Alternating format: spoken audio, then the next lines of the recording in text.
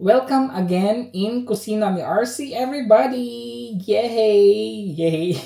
We are now in our another new episode here in Kusina ni RC. This episode, guys, is one of my memorable times when I was in the Philippines. Just like the cookies yung ginagawa ko dun sa Pinas before, isa din to na recipe, guys, na ginagawa ko dun sa Pinas. Very simple, which is the pulvoron. Yes, gumagawa din ako actually guys before ng pulvoron kasi tatlo yun cookies, cupcakes, and pulvorons. Gumagawa nga din ako yun ng cheesecake Yun ang mga ginagawa ko dun sa Pinas. Kaya naisip ko, gagawin ko kaya siya ulit. It feels like home. Charot.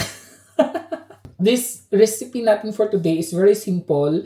I know na very simple to. Pwede tong lahat makakagawa nito. Although medyo matrabaho lang talaga siya, guys. But still, I will be doing it because, I missed it. And I was like, I want to have, what I was before. Charot.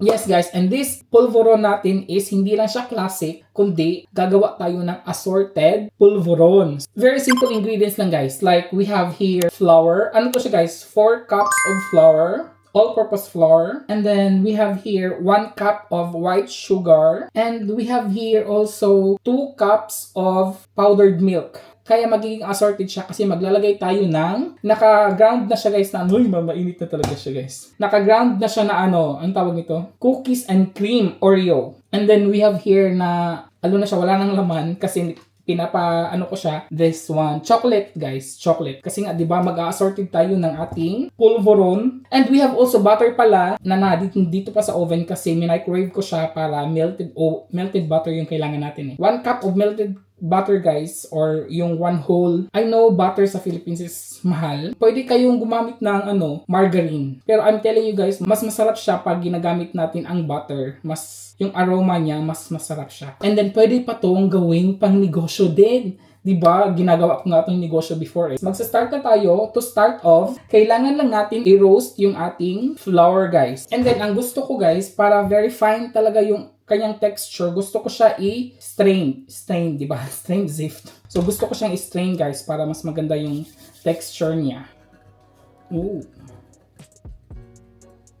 Ayan. Para walang mga lumps, diba? Kaya sinasabi kong matrabaho talaga to kasi we have to ganyan, guys. Kailangan siyang ganyan. Lulutuin kasi natin first yung guys, yung flour. So, kailangan siyang maluto talaga kasi pag hindi, guys, ibang lasa ang ating pulvoron. So, kailangan siyang roasted talaga. Yung maaamoy mo talaga, yung mawawala yung amoy ng fresh flour. Tapos, malalaman mo din kasi yun, guys, kasi sa my bottom is meron na siyang mga brown. Malalaman mo din siya pag luto na siya kasi yung bango niya, iba talaga. Ang bango niya, guys, pag naka-roasted yung flour. Ganyan talaga siya, guys, kasi pag hindi mo siya ginaganito, magbe-burn din siya ang sa ilalim. So, ayan, guys, meron na akong nakikita parang may brown na siya and then yung aroma niya is nagbabago na din talaga. Hindi mo na mas-smell yung fresh flour, hindi na. Amoy na ba kayo ng cooked flour? Yun, guys, yung talaga, yung roasted flour talaga. Pero hindi ko pa siya gusto ko pa siyang medyo a little bit brown. Mas masarap kasi talaga, guys, pag medyo roasted talaga yung flour. Nandun kasi yung lasa talaga ng pulvoron. Ayan, guys. Siguro hindi siya masyado kita sa camera pero brown na siya color. And then madami na din ako nakitang brown. And then when you smell it, guys, roasted na talaga yung flour. Ang bango talaga, guys. Iba ang bango niya pag naka-roasted na yung flour. I-add ko lang yung 1 cup of sugar. Unahin lang muna natin yung sugar. And then continue lang siya, guys. Mix and mix. Gusto ko kasi yung wala akong ma-feel na guys, sugar. Kaya inuna ko yung sugar. And then pwede na natin i-add yung ating powdered milk. Again, continue.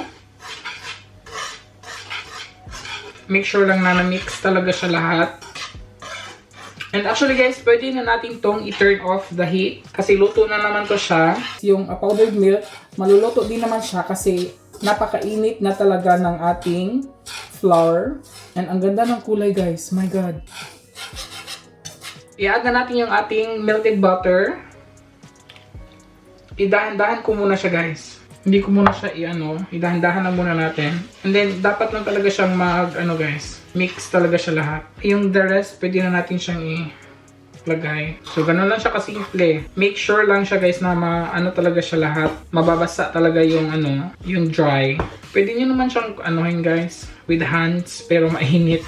Mainit siya, so very careful lang din talaga. So, diba, ang dali lang niya. Actually, tapos na to siya, guys. Kailangan lang natin siyang yung basain talaga yung mga yung dry na flour. Para pag nag-form na tayo ng ating desired form ng ating pulburon, hindi siya guys, durog. Matrabaho lang siya, guys, kasi kailangan mo talaga siyang the whole time uukayin. Doon ka na makakapagpahinga, guys, pag naglagay ka na ng mga other ingredients. Ka-turn off na kasi yung heat. Yan, like yan. So, makakapagpahinga ka. ng konti, di ba? Kasi hindi na siya masusunog. And then after this, guys, i-divide ko siya ng dalawa. Yun nga, di ba? Gagawa tayo ng assorted pulburon. So, mayroong classic pulburon. Meron ding flavored pulburon. Di ba? So, ganun. Gusto ko lang siyang tikman. Mainit pa to eh.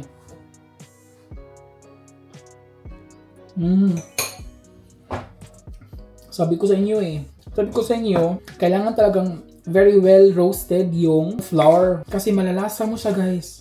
As in. Pwede na itong pang negosyo. So, kailangan natin siyang i-divide. Kasi yung isa, lalagyan natin siya ng... So, this is yung ating classic flavor ng pulburon. And then, this one is with Oreo. Yan. And then, mix lang siya, guys. Cookies and cream pulburon. Diba? Kukutsarahin ko. Para mag-mix talaga siya. So, ayan na, guys. So, this is our cookies and cream pulveron. And this is our classic pulveron. Diba? Ayan. Problema ni RC today is wala akong molder nung yung ganong, yung talaga. Yung binili ko kahapon. Eto sila. Hindi ko alam, guys, kung paano siya i-mold. Parang mahihirapan tayo nito, guys. Kailangan ko ng something. Ito siguro. Yes. Pwede siguro to, guys. Lagyan natin dyan sa gitna. Diba? Kasi wala na akong choice. Dito ko lang siya ilagay. Magsa-start na tayo sa classic nating flavor. Tapos, ano niya, guys? Makapal. Makapal siya at malaki. Wala akong ibang molder. So, ito lang talaga siya. Ganyan. So, kailangan siyang guys, punuin talaga. So, ang laki nito. Ang laki niya. Actually, meron akong dito. Ito yung pang molder natin, guys. Diba? Okay lang yan, ma-exist yung ilalim kasi naman siya eh. Diba? Ganyan lang siya. Ayun, guys. Excited ako kung itsura nito. Ganyan. Kunin ko lang tong mga exist. Dito pala siya. Yan. Diba? Kahit anong guys. Kahit anong...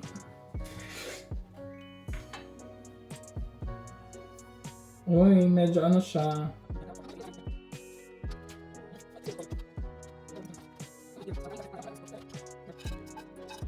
Sa classic, guys, may nagawa tayong 1, 2, 3, 4, 5, 6, 7. So, we will see kung ilan ang ating magagawa sa ating cookies and cream.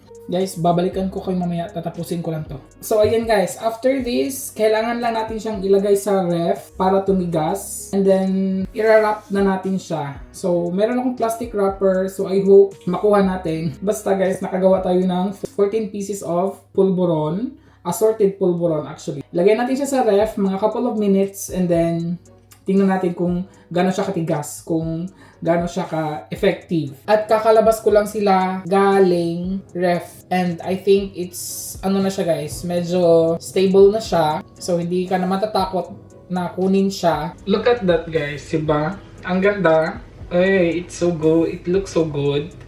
No? Ang ganda niya. That's the heart shape. Look at this. Oh my god. I cannot. Charot. Look at this. Yes, our flower. What we will do next is, guys, I have already prepared. Oh, siya, I have already prepared chocolate. Ayan. Ang problema is, paano ko siya i-dip. I mean, hindi lahat lalagyan natin ng chocolate. Try natin tong isang star. So, para hindi tayo pahirapan. Tapos, i-dip lang siya.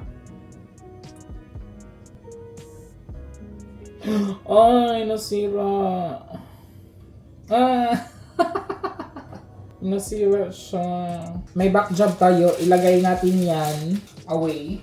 Kumuha tayo ng bago. Let's try again. This one.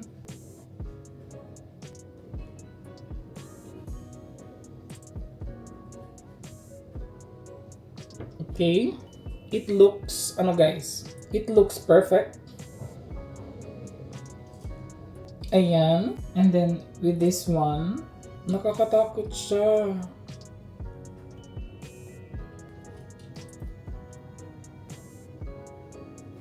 Oh. Ayan. Oh my god guys, I'm so excited. I will try kaya ano siya guys, i-full. Try natin siyang i-full. No? Let's do this. Takot ako guys. But I'm gonna use my I'm gonna use my hands, everything. And don't be nasira siya.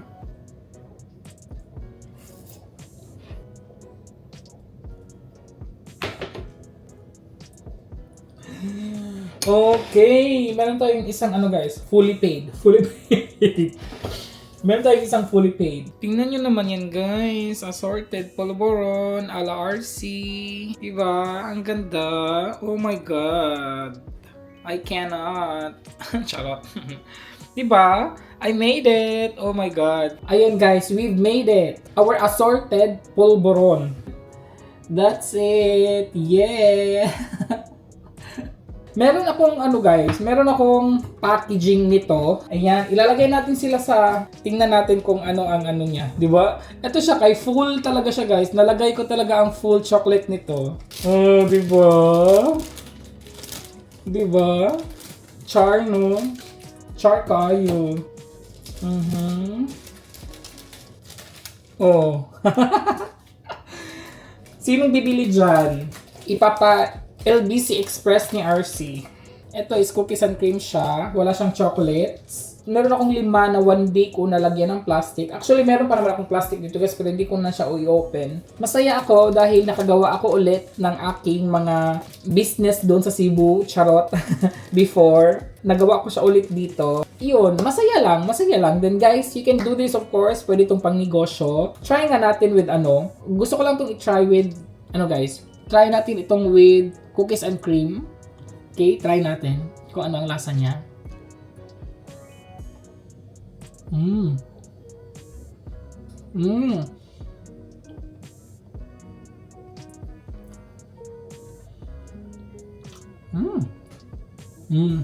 It's Polvoron.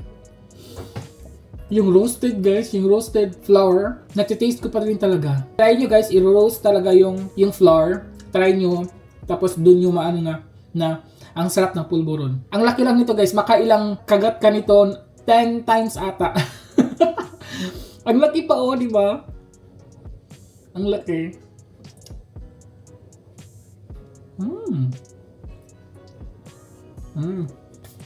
Ang sarap. Yung cookies and cream guys. Try natin yung classic. Di ba ang ganda niya? So try natin siya. Wala siyang guys.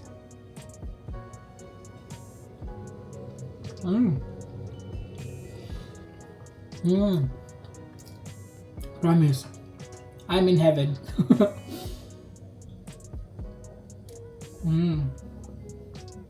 Look at my assorted Polvoron, diba? So ayan everybody, maraming salamat po sa panonood. And guys, please don't forget to like this video. And of course, kung hindi pa nakasubscribe, subscribe na po kayo. At maraming salamat po sa pag-subscribe. Just click the subscribe button everybody. And of course guys, bell button naman para kayo ma-notified every time meron tayong new uploads. Maraming salamat po and until my next vlog everybody. Ingat! Cheers!